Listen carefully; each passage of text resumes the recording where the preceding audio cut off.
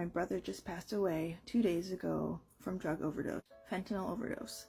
And my mom doesn't want to tell people what really happened because of the stigma around it. But the reason there's a stigma is because it's not talked about, because people do not understand.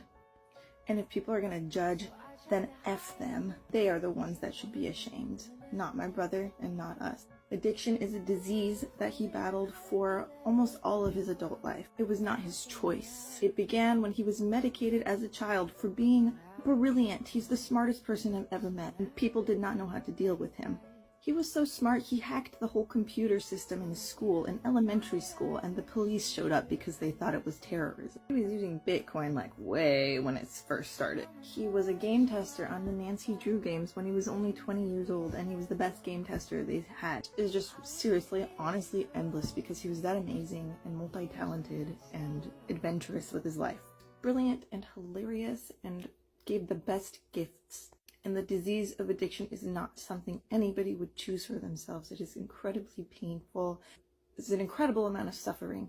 It's not only this disease that you're experiencing, but it removes your dignity, it removes your values, it removes your ability to maintain relationships, it makes you hurt people that you love, it makes you completely ashamed of yourself, and everybody doesn't understand and thinks it's your fault. Weighed down with criminal charges, things on your record that prevents you from being able to move forward, get jobs, pick back up. And even if you do survive, it leaves lasting health issues on your body that you have to work through. And I know he felt so much shame and so much disappointment around how his life turned out, being such a brilliant person with so many good intentions and dreams for helping out his family and his parents, and so much regret on how the addiction just changed him and took away his personality and his values from him. Yet he kept trying over and over again, going through that physically and mentally and emotionally painful process of getting off of these drugs, starting over and choosing to have hope. Addiction is actually a family disease. It requires everybody to look at themselves and see how your behaviors are hurting other people or being codependent to other people. It requires open communication and honesty and not judging and not controlling. They say there's nothing you can do to stop a drug addict, or there's nothing you can do to help.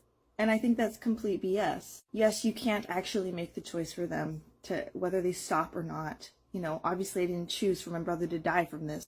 But you can give them the dignity to make their own choices. You can give them the knowledge that you love them. You could give them freedom from your judgment.